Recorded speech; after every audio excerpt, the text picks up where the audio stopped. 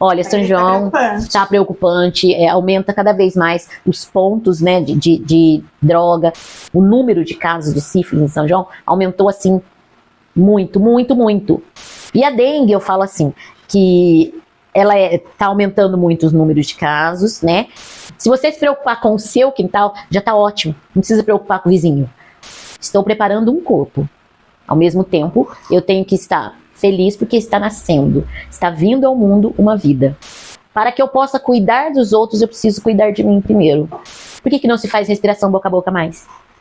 Porque você não conhece a pessoa que você vai fazer respiração boca a boca.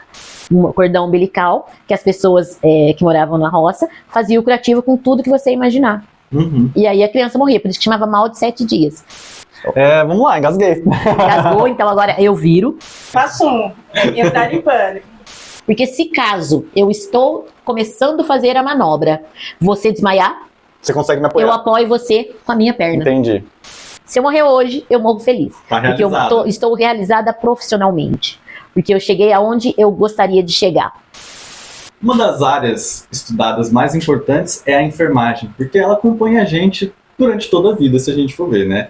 E hoje a gente vai falar exatamente sobre isso, inclusive sobre alguns pontos atuais muito relevantes. Meu nome é Matheus Lianda, eu sou jornalista e a gente nasce e morre ao lado dos enfermeiros. Eu sou Cláudia Cunha, professora e escritora, e a enfermagem é o alicerce de um hospital. Meu nome é Leila Barroso da Silva Oliveira, eu sou enfermeira e a enfermagem é a arte do cuidar.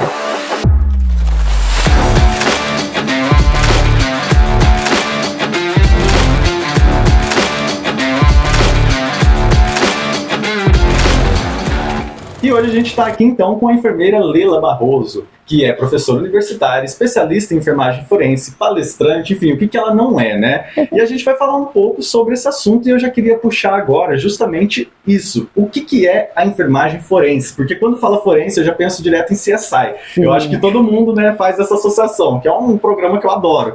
Então explica pra gente um pouquinho qual que é o papel do enfermeiro nessa área. E só interrompendo, quando eu conheci a Leila, e ela falou, eu sou enfermeira forense, eu falei, eu preciso perguntar o que é isso. Então, faz 2 anos, eu ainda não perguntei, porque quando a gente se vê, é sempre na correria, né? Na correria, Mas sempre. hoje eu vou descobrir. Vamos descobrir então, pode explicar pra gente aí que eu não faço a menor ideia. Bom, a enfermagem forense, né, ela é uma área, porque assim, quando o pessoal se forma ou tem vontade de fazer a faculdade de enfermagem, o que todo mundo pensa? Eu vou ter que trabalhar no hospital. É a primeira coisa que vem na cabeça. Né? É a primeira coisa. E a enfermagem forense, ela é uma área que está se expandindo muito e é uma área muito nova, né? Ela foi reconhecida pelo nosso conselho em 2017, né? Nossa, então ela é muito nova, e o Conselho Federal de Enfermagem, né? Então, os enfermeiros forenses, nós estamos ainda tentando encontrar o nosso espaço, né? Nós temos várias atribuições. O enfermeiro hoje forense, ele atua na unidade de pronto atendimento, ele atua dentro das instituições hospitalar. Nós temos uma presença muito forte do enfermeiro forense em Campinas, no CAISM, que né, são onde os grandes centros, né? E no interior ainda nós estamos tentando ganhar o nosso espaço, né? Porque o enfermeiro forense, ele está habilitado a colher vestígios, colher provas, né? Então ele seria a pessoa ideal para poder conduzir essa situação, sem contar do acolhimento que esse enfermeiro faz quando ele presta o primeiro atendimento. Numa unidade de pronto atendimento, é ele que tem esse contato direto com a população, né? E as mulheres vítimas de violência, elas podem ser acolhidas melhor, né, por um profissional capacitado. Então é esse profissional que está tentando ganhar esse espaço e ser reconhecido como enfermeiro forense, ser admitido, né, como enfermeiro forense, porque hoje em dia o enfermeiro forense, ele é um enfermeiro geral, né, e que atua na área forense, né? E a área forense, ela é necessariamente ligada a algum tipo de crime, alguma contravenção? É sempre nesse sentido? Não necessariamente, tá? Porque ele mesmo, o enfermeiro forense, ele pode atuar na consulta de enfermagem, né? Entendi. Ele realmente, ele tá ligado aos pacientes vítimas de violência, porém não necessariamente precisa estar ligado com o crime. Entendi. Né? A Leila é professora universitária lá na Unifeob, e eu lembro que algum tempo atrás tinha inclusive o curso, né, de perito. Ciências forenses. Ciências forenses, né? E então, você está tendo demanda em São João para essa área? Sim. Em São João e região, né? Eu sou formada na UniFeob de Ciências Forenses, então eu sou perita também. Além de ser enfermeira forense, eu sou formada em Ciências Forenses, né? Então, o que acontece? Faz exatamente uns 11 anos que não tem concurso para essa área. Então, está um déficit muito grande desses profissionais. E nós temos profissionais capacitados. Então, no caso, quem faz ciência forense e enfermagem forense, ele pode atuar nisso. Como que é o trâmite para ele poder fazer isso? Ele tem que montar um currículo dele e apresentar no fórum. E aí, quando tiver a demanda, o juiz nomeia esse profissional. Ele vai ser um auxiliar. Ele não vai ser o perito principal. Tipo, que conduz a investigação, mas ele vai estar lá auxiliando. Auxiliando, exatamente. Esse profissional, porque ele não é concursado, né? Por ele não ser concursado, ele vai ser somente um auxiliar. Ele está lá mais como técnico, né? Isso, exatamente. Entendi. Então, exatamente. aí a pessoa tem que fazer a faculdade de enfermagem e se especializar? Isso, é uma pós-graduação que ele faz. E não necessariamente precisa ser só da enfermagem, no caso das ciências forenses. Porque quando eu fiz, tinha só 2 enfermeiras. Tinha direito, medicina veterinária, biólogo. Então, todas as outras, era multiprofissional, né? Essa ciências forenses. Porque vou falar aqui do jeito que eu sei, para resolver esses casos, né? Precisa ter essa multidisciplinaridade, né? Sim, você nunca sabe o que vai ser necessário para aquele caso específico, né? Sim, visto que, por exemplo, cada demanda, se for um profissional que conhece a área, que nem o meu, se for a parte da enfermagem, teve um paciente que teve um problema no hospital, né, o problema da enfermagem, então eu posso ser nomeada. Então eu consigo ter uma visibilidade e contribuir muito mais. Visto que o auxiliar, tanto o auxiliar de perito quanto o perito, ele vai definir o futuro dos envolvidos. Né? Como que vai ser feita aquela investigação. Exatamente. Né? Isso é muito interessante porque é até uma maneira da gente ver para trabalhar em outras áreas. Porque assim, você pega aquela demanda, você identifica o que é mais necessário para conduzir aquela demanda e coloca a pessoa mais apta. Exatamente. Né? Então, exatamente. É muito legal essa área, né? E você hoje, como professora, né? Você diria que você se realiza como professora? Porque a enfermagem, ela tem essa faceta, né? Ela acontece na prática, né? No dia a dia, nos hospitais, etc. Mas também na sala de aula. Sim. Como que é para você hoje? Bom, eu sempre ministrei aula no curso técnico. Eu trabalhei no Senac por 14 anos, né? Fui responsável técnica pelo curso do Senac aqui.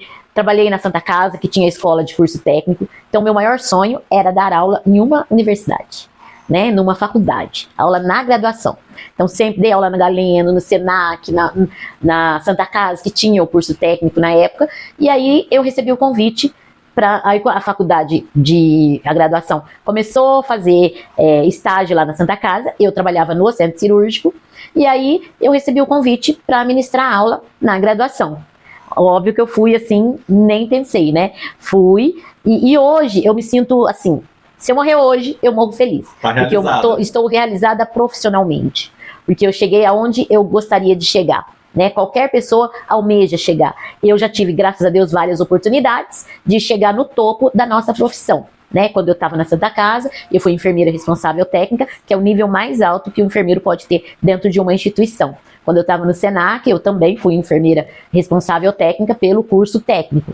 Lá na FEOB, eu estou como docente. Me realizo muito como docente. Fui coordenadora do curso técnico de enfermagem, que a UniFeob também teve o curso técnico de enfermagem, e eu fui coordenadora no período que teve o curso todo. Né? Acabou o curso, acabou minha coordenação de curso técnico. Mas como docente, eu me sinto muito realizada, porque eu ministro as matérias, as unidades de estudo, que eu me identifico e que eu sou especialista nas áreas, né? Então eu dou saúde coletiva, eu sou enfermeira especialista na estratégia de saúde da família e saúde coletiva, né? Então eu ministro essa área.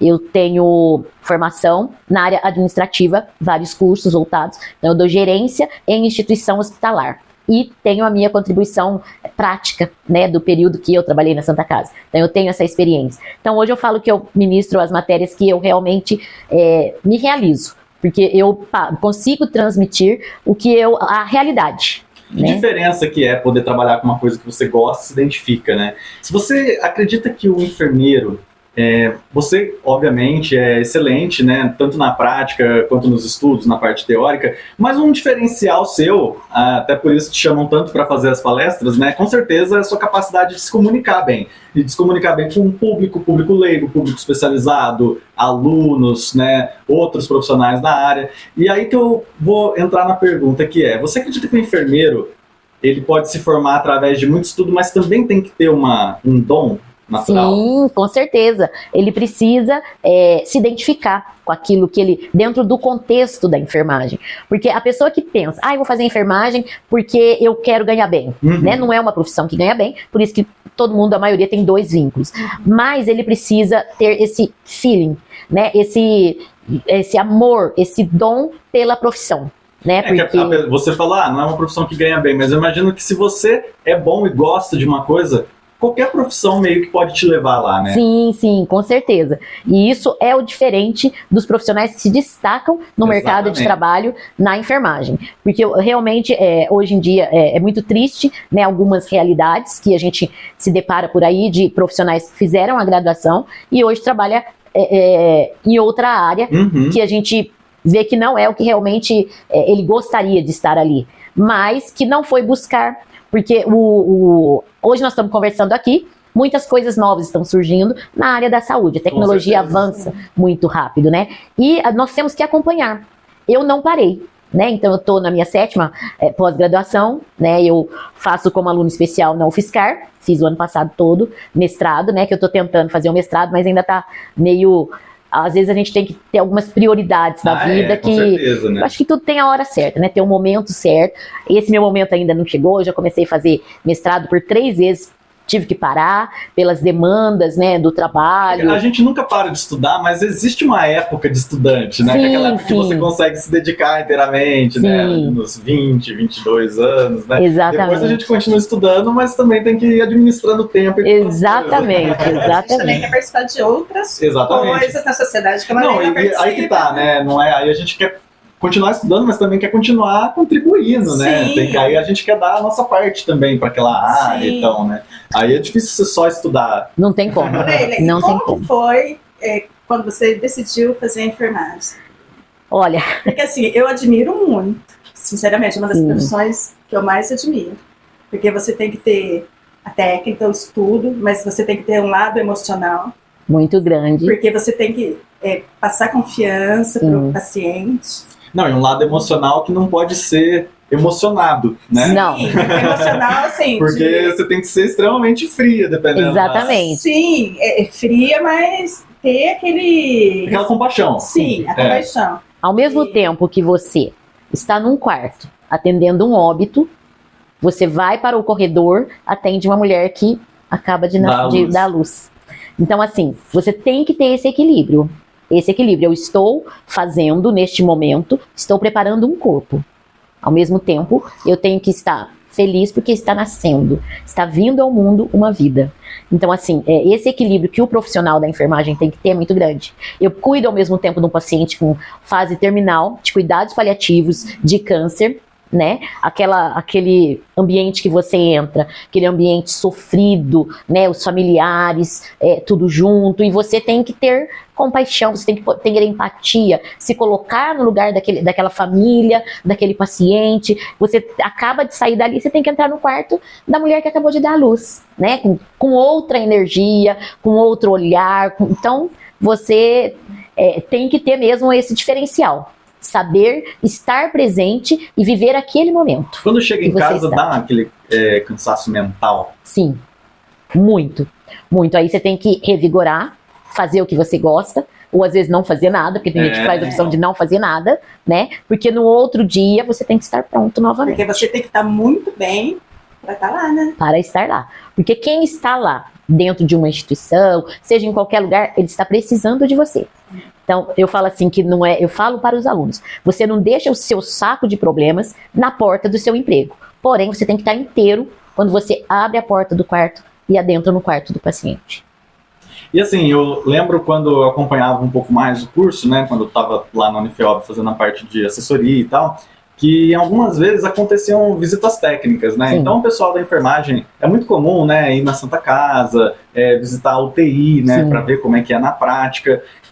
Então, assim, eu imagino que durante o curso, quem não se identifica já acaba saindo na troca. Sai ali. Os primeiros estágios, eles são assim, eles definem, né, se a pessoa quer ou não seguir a enfermagem, né? Então ele define os primeiros contatos, né? Tanto é que na nossa grade, esse primeiro contato, ele realmente não acontece na instituição hospitalar, porque o impacto é muito grande para isso, para o aluno, que eu, né, que não tenho essa vivência, para mim já é um pouco, né, impactante, né? Impactante. Porque você chega, você vai ver uma lesão do paciente, né? Então isso, eu mesmo tenho uma experiência própria. Quando você me perguntou como que foi para entrar na área. Então eu falo que a enfermagem me escolheu, não foi eu que escolhi a enfermagem. Porque na realidade eu nunca almejei trabalhar na área. A gente sempre, quando alguém tinha as coleguinhas caíam, você não consegue ver que já é algum sinal, né? Existem sinais, mas a gente não está preparado para ver.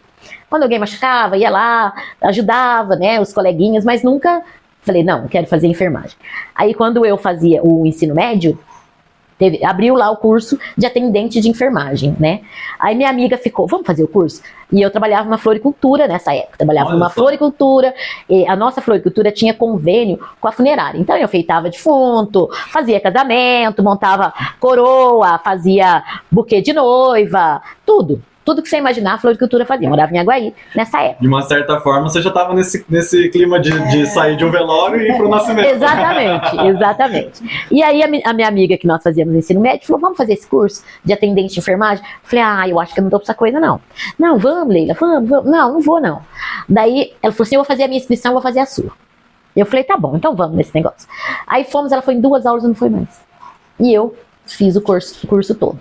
Aí terminei o curso, no meu primeiro estágio do curso, né, ninguém me preparou que eu ia lá, o que eu ia ver, né? Então eu cheguei, o meu primeiro curativo, o que aconteceu? Eu desmaiei. Oh, né? Olha só. Então, mas foi o sangue? Era um curativo de cisto pilonidal. Não sei se você conhece. É o cisto pilonidal, aquele cisto que dá na região do cóccix e faz a retirada, e aí não dá ponto, não faz nada. Aí era uma menina de 15 anos que estava fazendo curativo. E eu, na época, tinha quanto? 17 anos, né?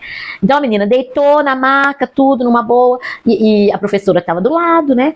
E ela falou assim, olha, vai ter um curativo assim, assim, assado, né? Aí o curativo, ele é uma incisão, onde não se dá ponto. Então tira o cisto com a cápsula. Então é uma abertura que tem na região do cóccix.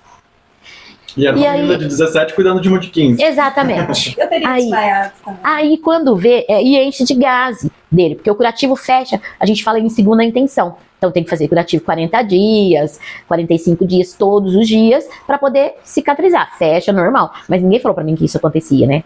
Então, de repente, começou a tirar gás de lá de dentro. Quando eu vi aquele tamanho daquele buraco, eu não dei conta. Eu acordei que eu tava com soro, com tudo lá, assim. Eu falei, gente, o que tá acontecendo? 15 cuidando da de 17. Aí a professora falou assim, eu falei, gente, o que aconteceu? Você desmaiou, né? Mas, gente, assim, o primeiro curativo, daí eu falei, eu não volto mais. Falei pra minha professora, que eu não volto mais porque eu não dou pra isso, não. Que é isso? É um absurdo. Como é que vai cicatrizar aquilo? Nunca mais essa moça de 15 anos vai ficar com isso pro resto da vida, e fazia muitas perguntas, né? Aí fiquei uma semana. A professora falou, vou te dar uma semana, então. Você pensa pra ver 6 meses. Eu falei, não é isso que eu quero, não quero ficar fazendo curativo nesse negócio. O que é isso? É um absurdo. E assim, né? Não tava preparada. Não tava explicado o porquê, né? Exatamente, eu não tive aquele contexto antes, né? Aí eu fiquei chocada, né? Aí a professora me ligou, falou, vem aqui, vamos conversar. Aí conversamos, tudo. Eu falei, então só coloca aí onde fez cirurgia, que só tem o ponto, a incisão, assim, né? Pra me tirar uns pontinhos. Aí fui fazendo o estágio, e aí foi acontecendo, né? E comecei a gostar. Gostei. Acabou o curso foram 8 meses. A professora falou assim, nossa, você tem que trabalhar no hospital. Eu falei, não quero. Não quero, continuei trabalhando na floricultura. Depois de 2 anos, abriu o pronto-socorro de Aguaí. E aí ela falou, eu não vou desistir de você, porque você tem jeito, e você fez muito bem o estágio, ia muito bem nas matérias. Eu falei, ai meu Deus do céu. Aí, para vocês verem como que a enfermagem ganhava bem. Eu trabalhava na floricultura, o que eu ia ganhar, que ela me ofereceu, que era o piso da enfermagem, era 3 vezes mais. Aí eu fui por quê? causa do salário. Falei, gente, eu vou Algum atrativo ganhar tem que ter. algum atrativo. Gente, eu trabalhei, eu não sabia nem o que eu fazia com o meu primeiro salário da enfermagem. É gostoso. E aí, Nossa, que sonho, não sabia o que fazer. gente, não sabia o que eu fazia. Eu ia Porque... saber certinho, pagar as contas. Não, mas eu não tinha esse mundo de conta que a gente tem agora, né? Então. Porque você gastava conforme que você ganhava, né? E aí, eu comecei a trabalhar no pronto-socorro lá de Aguaí, e aí me despertou ainda mais. Aí tinha um médico que falava, por que você não faz a graduação? Né? Aí, outro desafio, né? Por aqui não tinha, na região não tinha. Em Araras, estava na primeira turma, eu falei, eu não vou fazer faculdade num curso que está na primeira turma, né? Aí eu era São Paulo ou Campinas. Minha irmã morava em São Paulo e eu não gostava de São Paulo. Ela falou, você vem morar com a gente, comigo. Eu falei, não dá. Eu também não me identifico muito, não. Não, a minha filha mora lá, meus parentes todos Pra moram lá. visitar, né? Pra visitar, você vai lá, visita e vai embora. máximo pra trabalhar um tempo, assim. Exatamente. Aí eu falei, não vou pra São Paulo. Aí fui pra Bauru. Que aí Bauru tinha já é uma mais- irmã da minha cunhada que morava lá. Daí falou, se você quiser vir pra cá, é mais tranquilo, é uma cidade grande, porém é uma cidade grande do interior, Uhum. né? Aí eu falei, quer saber do negócio? Vou pra lá. Prestei vestibular, fui embora, fiquei 7 anos lá, em Bauru. Terminei a faculdade, já trabalhava no hospital, porque aí eu já tinha o curso, então já entrei pra trabalhar. Então eu fiz faculdade trabalhando. Foi uma luta, mas deu certo. E durante o período lá, já passei como enfermeira e acabei ficando lá, em Bauru. Fiquei 7 anos lá. Aí quando eu tive minha filha mais velha, aí eu recebi o convite para trabalhar aqui na Santa Casa de São João. Aí vim direto de Bauru para cá. Aí onde eu estou agora, 26 anos já, vim para cá, entrei na Santa Casa, fiquei 9 anos e meio na Santa Casa. E aí depois, estou há 17. É uma coisa Então, tão louca, né? Porque, assim, claro, você tinha que ser enfermeira, né? Então. É o teu dom, assim. Mas com essa primeira experiência que você não sabia o porquê que estava acontecendo tal, né? Aquele curativo, porque ele era daquele jeito, qual que era o contexto. De repente, isso que te trouxe para ser professora, né? Para Pode garantir ser. que teus alunos tenham esse contexto. Exatamente. Que não seja traumático, que nem foi. Exatamente. E também tem aquela coisa, né? Você viu o curativo, o buraco lá, mas também tem o depois, a recuperação. Sim. Então acho que isso 40 dias foi evolução, teve a cicatrização perfeito, só ficou aquela cicatrizinha. Então, assim, e eu acompanhei toda essa evolução, né? Então, é o aprendizado ali na prática. Exatamente, foi muito importante. E o que me definiu para seguir realmente na enfermagem. Não, se eu já desmaiei, agora não vou desmaiar mais. A professora fala, você vai desmaiar, você vai acompanhar o curativo. Vou acompanhar o curativo. E fui, né? Me deu o pontapé e fui seguindo, né? E tô aí, 35 anos na Não, você enfermagem. tentou fugir, mas não teve jeito. Não teve, hein? Por isso que eu falo, me agarrou mesmo. Vão para os pacientes, vão para os alunos, Sim. para a gente aqui da cidade. Exatamente. Exatamente. Ô, Leila, eu lembro que teve uma vez que eu fui acompanhar uma dinâmica também, que era para ensinar os alunos que o enfermeiro ele tem que garantir a própria, não sei como é que fala. A segurança A dele. segurança, a própria segurança, o próprio bem-estar Sim. antes de atender um paciente, né? Sim. Então eu lembro que era tipo assim, eram dois leitos separados por uma cortina, aí enquanto estava atendendo um leito que era, acho que era um quadro contagioso, alguma Sim. coisa assim. Aí o outro leito começava a ter espasmos, alguma Sim, uma convulsão. Isso, exatamente. E aí era para ensinar os alunos que eles tinham que desequipar inteiro, porque era um quadro contagioso e tinha que, né, fazer aquela... Retirar os EPIs, Retirar né? todos os EPIs, aí tinha que equipar de novo antes de atender a pessoa que estava com convulsão. E aí era muito engraçado ver os alunos que estavam desesperados, porque eles queriam atender. Sim. E qual que é a importância, então, dessa questão da segurança do enfermeiro, né? É que nem aquele negócio que a gente vê no avião, quando fala, se tiver alguma coisa, garanta o seu próprio oxigênio Sim. antes de ajudar o passageiro do lado, né? É o domínio próprio, a calma, a serenidade que você precisa naquele momento. Eu levo uma frase para minha vida toda.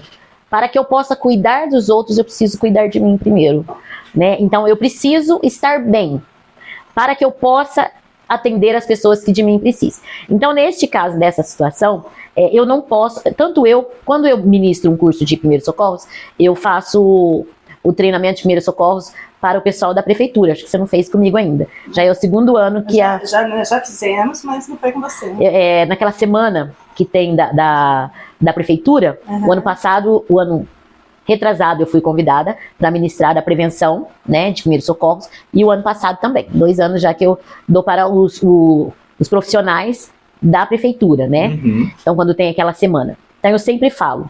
E os primeiros socorros na nossa vida, e essa prevenção, a gente tem que ter em tudo, né? Quando você vê uma situação de perigo, você tem que pensar, o que eu vou encontrar? Então a primeira coisa que você tem que fazer é observar a cena. Então você chegou, vamos supor que a Cláudia pôs o dedo na tomada, né? Ou você chega na sua casa, a Cláudia tá caída.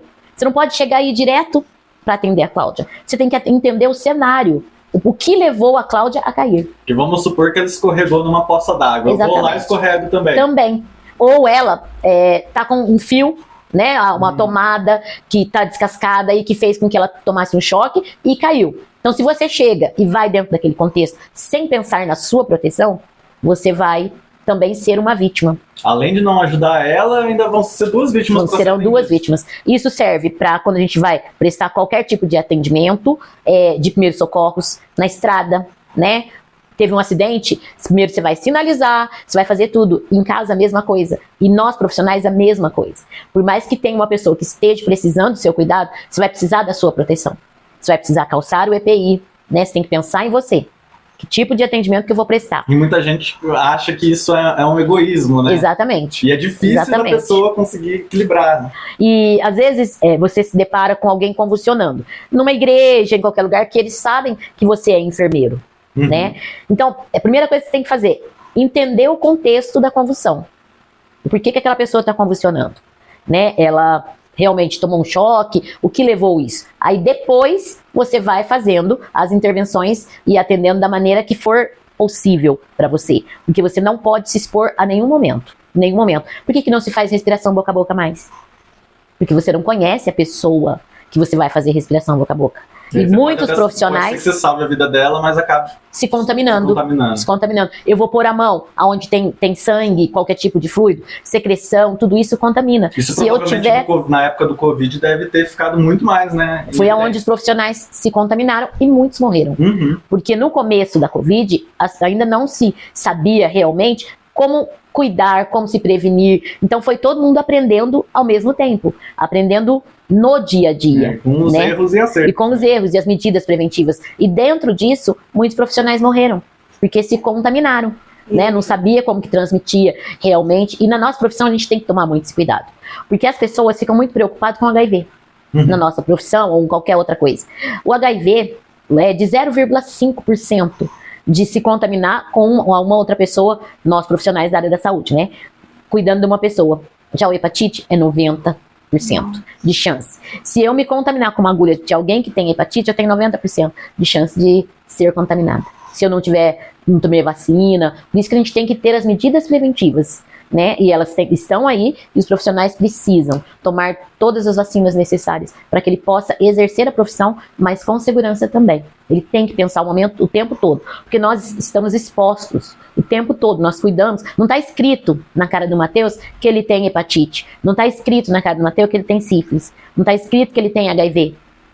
Então a precaução padrão são para todos os pacientes que nós atendemos. Tratar como se tivesse a chance de pegar em qualquer um, né? Exatamente. Na época da pandemia, que a gente pôde ver mesmo o valor, né, dos médicos, dos enfermeiros, porque a gente das outras profissões pode ficar em casa. Exatamente. Trabalhando em home office, mas vocês foram linha de frente. Linha de frente. E se a gente em casa já pensava assim, não, eu preciso ir no mercado e já ia todo... paramentado, né? Porque não queria se contaminar e contaminar alguém da família. Agora imagina um enfermeiro, um médico que tinha que passar o dia todo no hospital. Sim. Com essa preocupação de contaminar os outros. Sim. Então, e se contaminando também, né? Se contaminando, né? Porque é uma coisa que está no ar. Exatamente. No ar, né? E ainda tendo que trabalhar com máscara, face shield, né? Sim. Foi muito sofrido para os profissionais. A época da pandemia pra gente.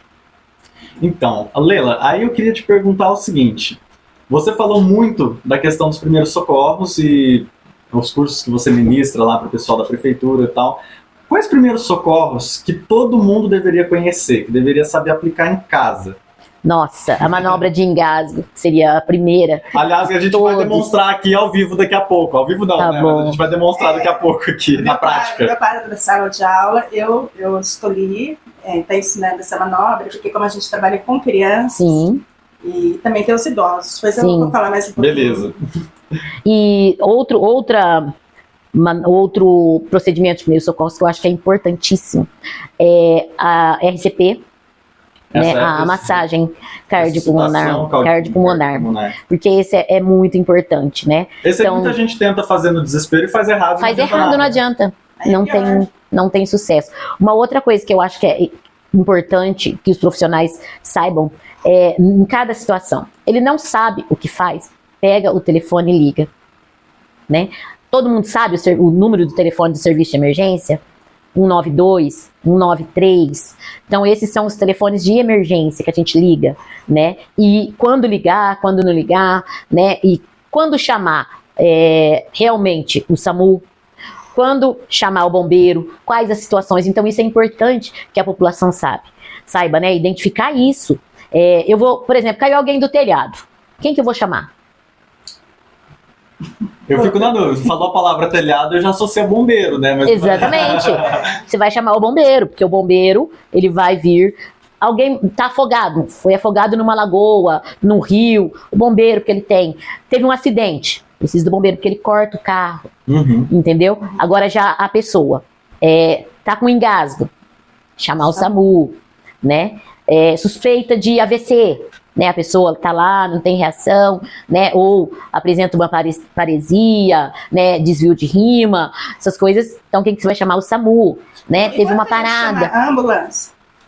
O SAMU. O SAMU vai 192 agora, direciona SAMU. direto pro SAMU. Olha, uma coisa também muito, sim, infelizmente acontece ainda, principalmente nas férias, queimadura. Criança no fogão, água quente. Sim.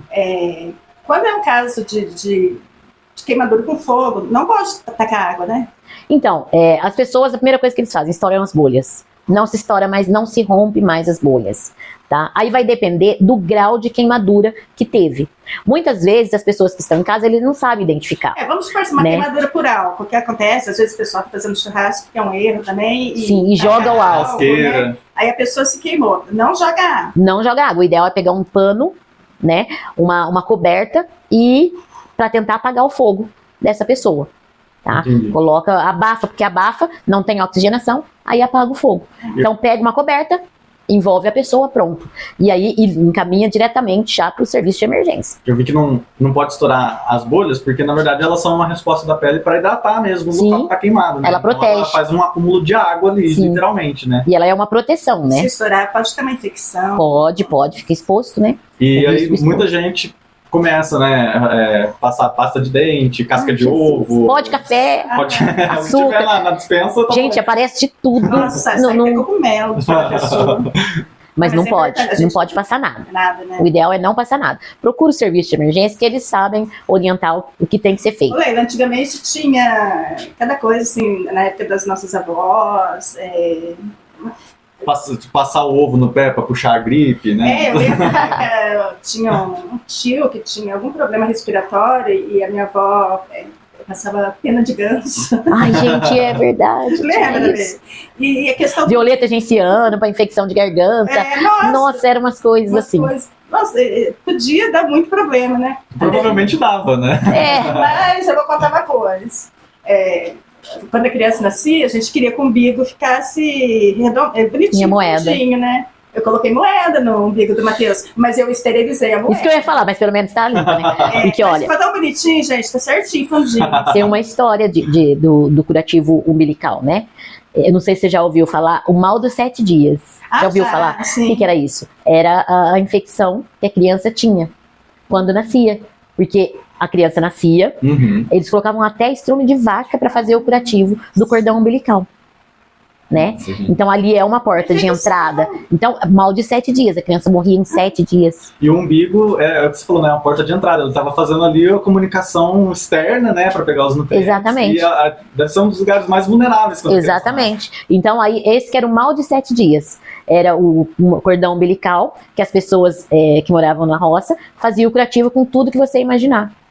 E aí a criança morria, por isso que chamava mal de 7 dias. Era o curativo do coto, do cordão umbilical, que a mãe fazia com produtos inadequados. E até a moeda, que às vezes muita gente colocava as moedas e não fazia a desinfecção. Que passa de mão em mão, né? De mão em mão, contaminada, porque era dinheiro, e aí colocava. Mas por que fica o umbigo pra fora, assim? Tem uns que é o organismo, né? A Tem que fazer cicatrização. plástica, né? É a cicatrização, né, de cada pessoa, né? Não é falta de cuidado? Não é nada disso. É a cicatrização mesmo. Leila, como é que faz pra ter essa frieza, então, na hora de que tá caindo o mundo, né, um tá tendo convulsão, o outro tá chegando queimado, o outro tendo acidente, um monte de coisa acontecendo ali no hospital, e o enfermeiro tem que ser extremamente frio, eleger prioridades. É bem isso que você falou. O que você tem que ter em mente? O que eu posso fazer? E ele vai ter que conduzir aquela situação. Então, ele vai ter que manter a calma.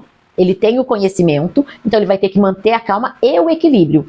Porque uma vez que o enfermeiro, que é o que está coordenando aquela situação, desestabiliza, toda a equipe fica desestabilizada. Então o enfermeiro precisa ter muito certo o que ele tem que fazer em cada situação. Então a equipe, o enfermeiro é o espelho da equipe. Então ele precisa ter esse equilíbrio, ele precisa ter esse conhecimento para manter a equipe equilibrada. E ele tem que delegar quem faz o quê. Isso é muito treinamento. Então, quando a gente vai... É uma parte difícil, até para fazer sob pressão, né? Sim. Saber delegar quem faz o quê. Mas ele tem que ter os protocolos. Ele tem que ter ajuda, né? os protocolos e ele tem que fazer muito treinamento. Quem trabalha com o serviço de emergência, ele tem que estar o tempo todo treinando a equipe, deixando a equipe capacitada para essas situações de emergência. Então, olha, hoje nós vamos treinar o atendimento de parada. Por quê? Porque aquela vida está precisando daquele atendimento naquele momento. E a gente tem que ser preciso. Porque nós precisamos salvar uma vida. Porque uma equipe, quando é comprometida, quando vai a óbito o paciente, é feito o estudo. O que nós fizemos? Será que nós fizemos alguma coisa de errada? Nós fizemos realmente? Faz uma avaliação. Tudo que poderia ter sido feito nós fizemos. Teve falha de alguém? Se teve falha, a gente tem que consertar. E aí isso aí pode até acabar entrando no protocolo novo, né? Exatamente. Onde foi a falha? Foi na hora que a menina foi preparar a medicação, ela não estava preparada, porque assim, todo mundo tem que saber a sua função dentro de um atendimento de emergência. Então isso tem que estar muito claro, e isso requer muito treinamento. Então o Matheus, você vai ficar responsável para aspirar toda a medicação que o médico pedir. A Cláudia vai ficar fazendo massagem. A Leila vai ficar oxigenando o paciente, entendeu? Então cada um tem que ter muito definido o seu papel dentro de uma atuação de emergência. E essa era a rotina do centro cirúrgico?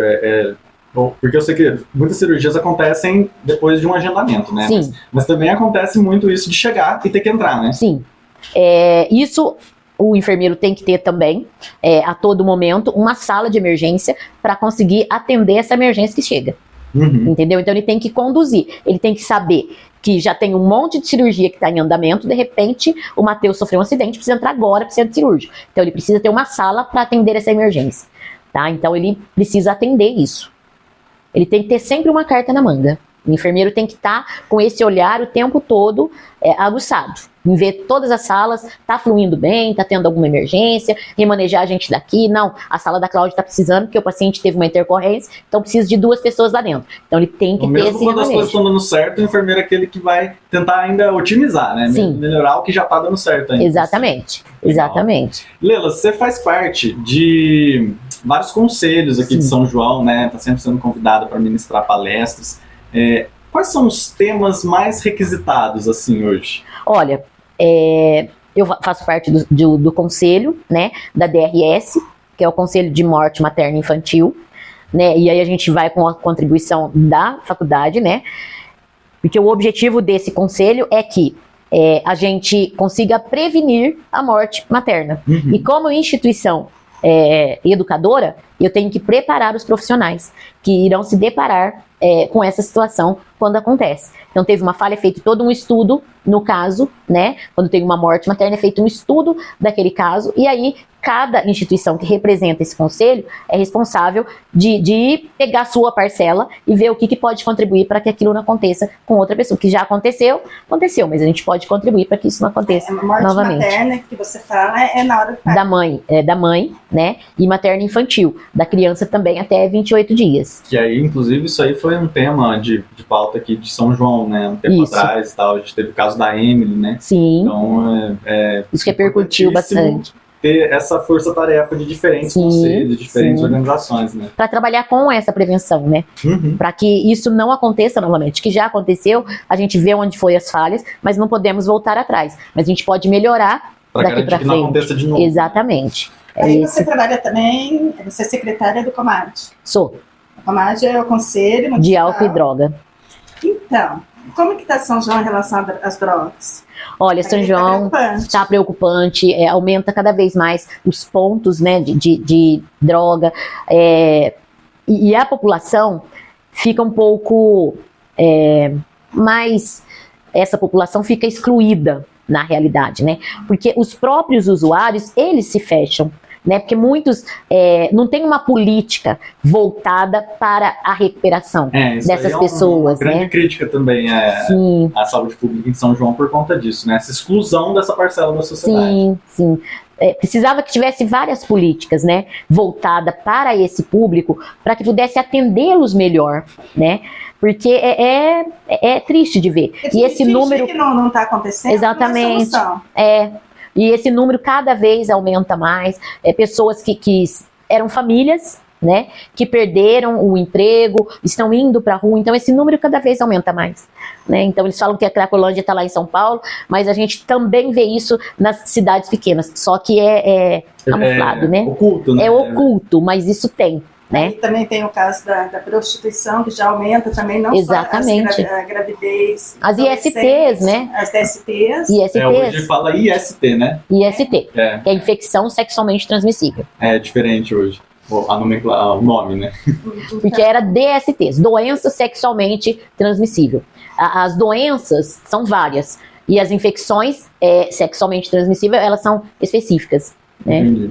E então aí, pegando já nessa questão das ISTs, né? Quais que são então os temas de palestras que... Prevenção de ISTs. Em adolescente, eu ministro muito em muitas escolas, né? Várias escolas aqui de São João solicita, e aí nós vamos, né? Eu vou com os alunos, nós temos todo o material já montado para isso, para os adolescentes, temos estratégias, nós trabalhamos com grupos pequenos, nós ministramos palestra em Aguaí de ISTs, então o nosso forte é ISTs e gravidez na adolescência em escola. É considerado um grande mal, assim, tipo, que precisa ser evitado? Sim. Uma coisa mais urgente hoje em Sim, dia? é muito urgente, porque o caso de sífilis em São João, o número de casos de sífilis em São João aumentou assim muito, muito, muito. Uhum. É assim, preocupante o número de sífilis que tem aqui em São João.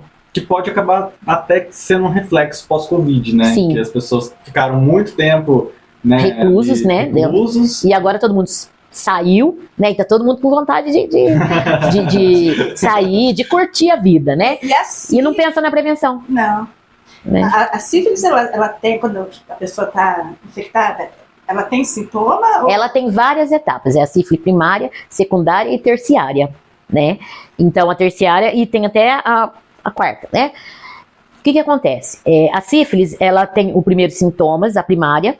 Se não tratada, ela fica como se fosse incubada. Uhum. Aí a pessoa pode apresentar os sintomas quando estiver lá no Ela terceiro. Pode não estar prejudicando a vida dela naquele momento, mas ela transmite, Só né? que ela está Se transmitindo. ela engravidar com sífilis, tem risco? pro bebê? Sífilis congênita. O bebê pode nascer com problema de visão, muitos outros, pode ir a óbito, né? Uhum. Óbito precoce, né? São várias complicações que se tem pela sífilis. Só que agora, graças a Deus, nós temos a gestante que procura, né? A atenção básica. Tem mais conscientização. Né? É a que procura. Então, é feito todos os exames, inclusive os exames da sífilis. Então, isso consegue detectar, faz o tratamento adequado nela, no parceiro. Então, isso consegue... Mas e as que não procuram durante a gestação? Que esse também é um número muito alto que nós temos, de pacientes que, quando eles chegam na maternidade para ter nenê, não fez o pré-natal. Então aí já é um caso mais grave. Mas mesmo assim lá também faz, né? Faz todos os exames para poder detectar. Mas o que poderia ter sido tratado durante a gestação para evitar a contaminação para o bebê, né? Neste momento já aconteceu, pode ter acontecido, né? A contaminação. Falando então um pouquinho de saúde, a gente está falando de saúde pública e está falando de emergência. Então um caso que tem sido agravado em São João é a questão da dengue. Né? Muito, muito alto. E a dengue, eu falo assim, que ela está aumentando muito os números de casos, né? Cada vez mais graves, porque quem teve já vai agravando, né? Os sintomas, né? Que a pessoa apresenta. E o que mais eu fico, assim, preocupada é que eu posso cuidar do meu quintal. O Matheus tem que cuidar do quintal da casa dele. E a Cláudia tem que cuidar do quintal. Então, assim, 10 minutinhos que você não perde, que você ganha fazendo a fiscalização na sua casa, observando até uma tampinha de refrigerante, ela pode ser foco. São ovinhos de mosquito, né? De mosquito. Qualquer recipiente, qualquer pequeno deixado lá, que deixa água parada, vaso, né, de plantas. Então tudo isso a gente tem que se preocupar, né? Então a população é a culpada, porque eles não se preocupam no seu quintal. Uhum. Se você se preocupar com o seu quintal, já tá ótimo. Não precisa preocupar com o vizinho. Né? É óbvio que tem aqueles terrenos que a gente vê, aqueles terrenos baldios, cheio de entulho. Então isso é preocupante também. Mas se cada pessoa se preocupar com o seu quintal, gente, isso já vai ajudar muito a diminuir o número de casos. Não, o que adianta eu cuidar do meu quintal se tem um terreno baldio de 500 metros que está ali? Tá, só que pode acontecer no terreno inteiro não ter um caso de dengue, né? E no seu quintal, no seu jardim de inverno ter um vasinho que foi lá, né? Foi lá que a larva... O que faz uma dengue ser a dengue comum e a dengue hemorrágica? A dengue hemorrágica é quando a pessoa já teve o tipo de dengue. Tipo 1 ou tipo 2. Tem que ter tido já? Geralmente sim. Né? Ela teve outros casos, aí o próximo passo é a dengue hemorrágica. Né? O AS ele é anti-hemorrágico, né? Antiplaquetário, né? Porque quem tem infarto toma AS, como usar o termo antigo para você e o pessoal conseguir entender, para afinar o sangue, né? Então, no caso da dengue hemorrágica, esse é a pior coisa que pode acontecer, porque ele já está com uma hemorragia. Aí afina o sangue. Aí afina, aumenta mais o sangramento daquela pessoa e pode ir a óbito. Mas ela sangra pelo nariz? Em qualquer parte. Que aí pode romper qualquer vasinho, pode romper e sangrar até morrer. Internamente, né? Sim. Então fica aí a dica de conscientização, porque agora a gente está tendo até o desenvolvimento da vacina, né? Sim. Já começou a ser aplicada, mas ainda não está disponível para todo mundo. É só na faixa etária, né, dos adolescentes, né? Que por enquanto, mas futuramente, né, com isso, com certeza vai acabar abrangendo toda a nossa população. Que aí, graças a Deus, vai começar a provavelmente erradicar a doença, né? E aquele fumacê que era usado... Ainda usa. Nossa. Usa em algumas cidades aqui da região, eles já estão realizando. Olha, tem que ter as medidas adequadas para poder aplicar ele. Ele é divulgado, né? Sim, é divulgado. As pessoas precisam abrir a casa, a água de cachorro não pode, tem que tirar, a ração. Então, são alguns cuidados que precisa ser tomado. Mas, por exemplo, vamos supor que aqui no meu bairro, eu tenho a Silvia mora aqui, não sei se vocês sabem. A Silvia ou a outra ali teve. Então, aí, você fala Silvia Ferrante, né? Aí precisa já ter o fumacê, porque já começa a abranger uma área muito grande da população. Né? Então, se teve vários casos no mesmo local, então é que ali tem foco, né? Então precisa eliminar esse foco, mas precisa desses cuidados quando vai aplicar, né? As pessoas que têm asma, então tudo isso tem que ter um cuidado todo especial em relação ao fumacê, mas ele ainda é utilizado. Sala de aula com Cláudia Cunha. Na sala de aula de hoje, nós vamos aproveitar a presença da Leila e ela vai estar ensinando a manobra de Hand. O nome é complicado, mas é importante. A manobra é muito fácil. A manobra é fácil? Muito fácil. Eu acho que eu já precisei fazer uma vez e fiz errado. Então, como a gente trabalha com criança na educação infantil, tem a fase oral. A fase oral, a gente tem que ter muito cuidado, nunca desviar os olhos das crianças, porque elas é natural mesmo nessa fase do desenvolvimento que ela coloque coisas na boca. Para conhecer o mundo, né? Sim, ela está conhecendo o mundo, né? E a gente já pediu muito para estar o pessoal da enfermagem ensinando, porque pode acontecer, por mais que você tenha cuidado na escola ou em casa, pode acontecer. Então, essa manobra é muito importante a gente saber fazer e ter segurança para fazer direito também. Que é a manobra que vai salvar a pessoa de um engasgamento. Sim, porque eu acho que o engasgamento é uma coisa muito rápida. Até você... Primeiro a gente entra em pânico. Passo 1, entrar em pânico. Passo 1, entrar em pânico. Passo 2, sair do pânico. Depois, ver o que vai fazer, sei lá, chamar alguém. Então, não dá tempo para tudo isso. Então, você tem que estar preparada. E eu vi uns dados aqui. No Brasil, anualmente, acontecem 3 mil mortes por engasgamento. É muita coisa, se você for ver, né? Especificamente por uma coisa que poderia ser evitada. Sim. Se tiver alguém perto. E essa manobra, eu vi que a eficácia dela é de 75%. é bem significativa. É mais do que de vários tratamentos. Sim, e a faixa etária mais acometida por engasgamento é dos 0 aos 5 anos e também por idoso. Por que idoso não engasga tanto, Leila? Porque ele já tem uma certa dificuldade de alimentação. Às vezes ele tem falta de dente, se ele usa prótese, ele fica com preguiça de mastigar e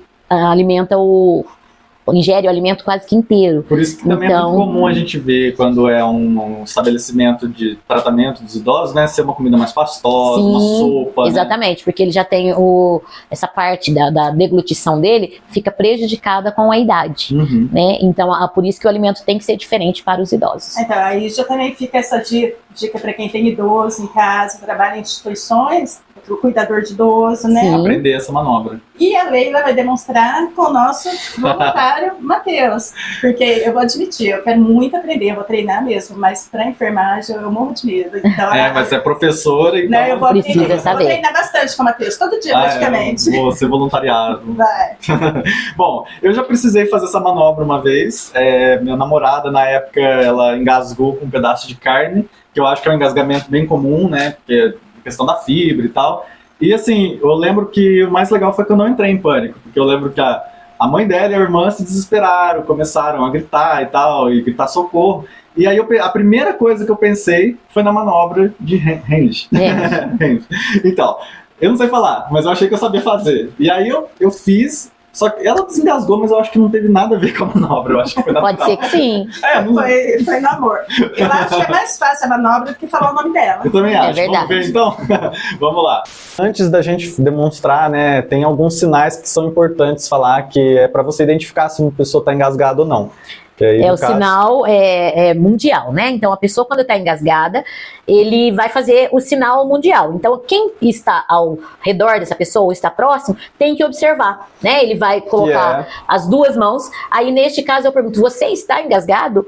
Né? Porque, às vezes, a pessoa não consegue mais falar. Né, devido à obstrução, porque a obstrução do trajeto ela pode ser parcial ou total.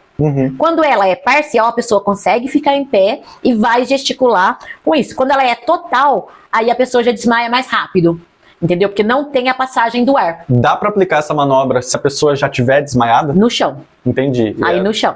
É mais difícil? Não é a mesma. Entendi. A mesma, só que deitado. Tá. E aí, antes da gente demonstrar também, porque a minha mãe estava falando sobre a questão das crianças, né? A manobra nas crianças, ela é diferente. É um pouco diferente, né? Aí, no caso, a pessoa vai sentar, virar a criança de bruço, né? E vai fazer esse movimento nas costas da criança, aqui em cima, ó, na criança, exatamente nesse local. Vai fazer isso aqui, ó, esse movimento, com essa parte da mão aqui, ele faz um movimento nas costas da criança. Isso, crianças de até que idade? Para poder fazer essa manobra virada, de criança de 3, 4 e recém-nascido. O recém-nascido, que ele engasga muito com o leite, né? Porque às vezes a gente tem muito pedido de socorro para essa criança que mamou e não regurgitou e pôs no berço e aconteceu de ter o engasgo e broncoaspirar. Então aí precisa fazer essa manobra. Então o recém-nascido é muito importante que os pais saibam como fazer essa manobra, que salva a vida. Às vezes só pelo telefone o pessoal do serviço de emergência orienta esses pais para que eles possam fazer essa manobra e salvar a vida dessa criança. Bom, então vamos demonstrar, né, como que funciona. Em adulto, então, né? Vamos lá, engasguei. Engasgou, então agora eu viro. Um detalhe importante, a minha mão.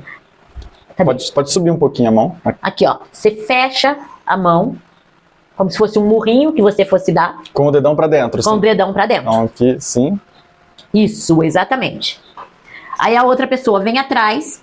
É importante, aí você vai usar a mão que você domina mais, tá? É importante que você coloque a perna no meio, a sua perna do socorrista, no meio da perna da pessoa. Ah, então a Leila tá colocando aqui entre as minhas pernas a perna direita porque você é destra. Isso. Tá. Por quê? Por que eu coloco a minha perna? Porque se caso eu estou começando a fazer a manobra, você desmaiar, você consegue me apoiar. Eu apoio você com a minha perna. Entendi. Tá? Então, ó, o dedo, tá? Venho. Aí nós temos o osso aqui, que é o externo, tá? Aí no final do osso do externo, eu venho aqui e faço a manobra, tá? É como se fosse um J, Entendi. Não é só apertar, é fazer de Aperta fato esse E movimento faz, assim. Um faz gancho, um como se fosse J, um J. um gancho. Você vem e faz isso, você sentiu? Eu senti. É exatamente isso, você faz um gancho. Na hora que você faz isso, a gente tem esse ossinho, na ponta desse ossinho que nós temos aqui, Entendi. do externo, E aí aqui assim, aqui embaixo. Você pega aqui, isso, entendi. faz esse E movimento. aí você faz várias vezes até resolver? Até resolver, Entendi. tá? Você vai fazendo até resolver. Se caso a pessoa desmaiar, com a sua perna você consegue apoiar a pessoa aqui, e aí você vem deitando ele. Aí você deita direitinho. E aí quando você deitar, você faz da mesma forma. Só que aí você vai...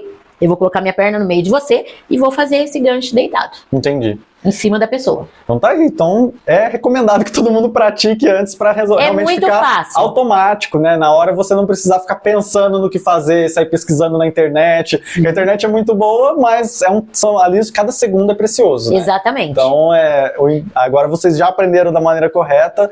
Treinem para que, se um dia precisar, tomara que não precise, né? Exatamente. Mas que saibam fazer. Bom, manobra aprendida, treinada, Praticada. praticada. Vamos então para o álbum de recordações. Álbum de recordações. Para ler, eu fiz um cartãozinho. Olha Vocês que podem ver. criativo. Tem uma frase, tem os coraçõezinhos, porque enfermagem é um trabalho de amor. E o curativo. E o curativo, porque eles estão que sempre legal. cuidando da gente. Leila, tem uma frase que eu gostaria que você lesse e comentasse o que você... Antes de abrir o cartão. antes de abrir. É pra ler? Pode falar. ler. Quando você é uma enfermeira, você sabe que todos os dias você vai tocar uma vida, ou uma vida vai tocar você. Isso faz parte realmente do nosso dia a dia, né? Quando a pessoa vai procurar o serviço, né, às vezes ela não está precisando de cuidados entre si, às vezes ela precisa realmente só de um toque. E nós temos que saber como que você toca na pessoa, porque o corpo da pessoa que está ali deitado, ele é sagrado, não é qualquer pessoa que toca. Então nós, como enfermeiros, como profissionais da área da saúde, temos que saber até como tocar, né? E tocar no coração das pessoas, porque neste momento ele está sensibilizado. Então a gente precisa deixar que esse toque, né, realmente seja da pessoa que está precisando, né? Que ele leve esse toque de amor, esse toque de carinho, esse toque de humanização desse profissional que está cuidando dele. Que é um privilégio, né? Que é um privilégio. Tem que ser levado com toda a seriedade. Com toda a seriedade. Então agora você vai abrir a primeira coisa que vem na sua cabeça com essa pessoa. Deus. Uma lembrança? Mas abre o... Uma lembrança Nossa, boa da de minha criança. Agora é a Leila pequenininha. Então, a minha lembrança afetiva era os domingos que a minha mãe fazia com a gente, né? A gente ia no parque. Então, todo domingo a gente acabava de almoçar e minha mãe levava a gente no parque. Então, ia todas as crianças e a gente ficava brincando. Então, assim, a gente ficava a semana toda esperando o domingo pra gente poder estar junto com a minha mãe, porque minha mãe trabalhava muito, e estar junto com ela, estar junto com meu pai, era um momento família, né? E minha mãe ficava sentada contando história pra gente. Ó, Então, esse é um momento de memória afetiva. aquilo que a gente sempre muito fala, é boa. a qualidade, né? É o tempo de qualidade, né? O tempo que a gente ficava junto realmente valia a pena da minha mãe. Era um cuidado. E isso mostra a sensibilidade que ela tinha, né? O carinho, o afeto. E talvez por isso você também tenha essas qualidades. Ah, muito obrigada. Leila, então a gente agradece você por ter participado do nosso programa Acontece. Eu que agradeço pelo convite. Foi muito bom poder estar aqui com vocês, vocês terem lembrado, né? Você persistiu durante tempo. Fazia tempo que eu queria trazer a Leila aqui. E a gente trabalha junto no Conselho Sim. das Mulheres, né, Municipal dos Direitos da Mulher. E eu sempre admirei a Leila, porque ela tem um comprometimento, mesmo com essa vida, essa rotina dela, Corrida. ela está sempre lá presente, né? E essa profissional que você é, essa pessoa que você é, essa mãe, essa esposa, tudo. Ah, muito obrigada. Então, assim, eu te admiro muito mesmo. Muito obrigada. Adorei o convite, poder estar aqui junto com vocês. E estamos aí, a hora que vocês precisarem. Ah, com certeza a gente Podemos vai querer abordar mais. muitos assuntos aí. Exatamente. Mas antes de você ir, tem uma última pergunta. Pode perguntar. Normalmente eu faço uma pergunta um pouco mais pessoal, mais filosófica.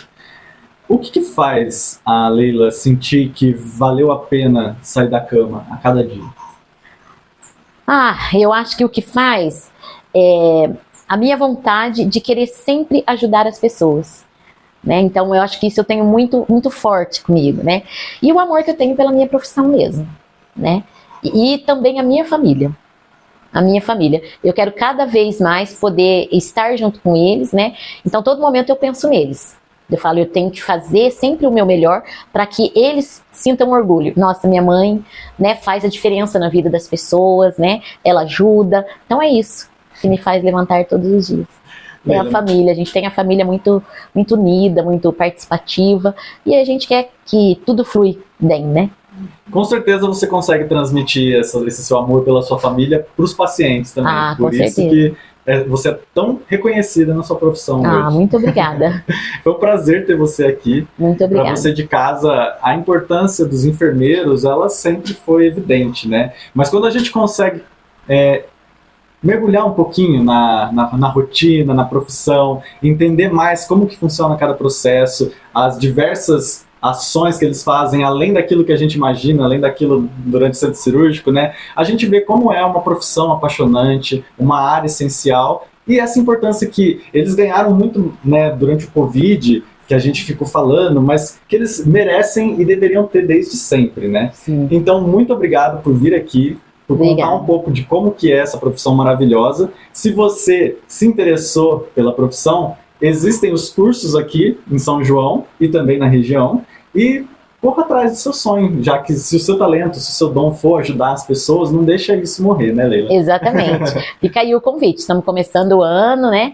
Então fica aí o convite para você estar correndo atrás dos seus sonhos, né? E ser um profissional realizado. E poder aprender com os melhores, como, por exemplo, a professora Leila. Né? Muito obrigada. A enfermagem, ela é muito boa, muito gostoso, muito recompensador, né? E é um dom, né? E é um dom. Eu meio que fiquei assustada aqui. Bom, e para você que acompanhou com a gente até agora, muito obrigado pela companhia e até o nosso próximo episódio.